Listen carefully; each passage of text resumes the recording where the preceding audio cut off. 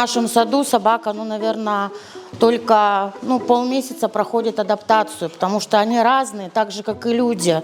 Кто-то быстро адаптируется, кто-то дольше адаптируется, кто-то очень долго вот прям настраивается на дружбу друг с другом. А нам надо, чтобы собака себя чувствовала комфортно для того, чтобы начать с ней какую-то работу.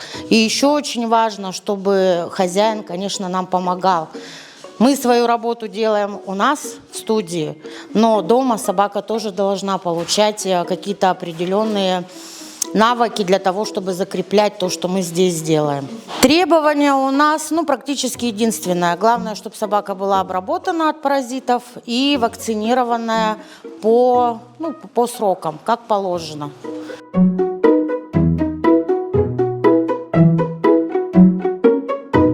Это не основная наша работа. У каждого из нас есть основная работа. А это все, наверное, скорее всего, наше хобби, наше увлечение, без чего, возможно, мы себе не представляем жизни.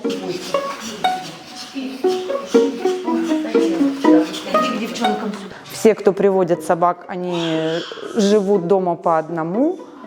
Поэтому здесь, конечно, они играют, развлекаются. Им интересно, как любому живому существу, общение с себе подобными им обязательно нужно. Я люблю собак просто. Вот, это в первую очередь. У меня есть свои собаки. Я с ними тоже ходила и на выставки, и ездила в другие города. Вот это такое вот захватывающее хобби.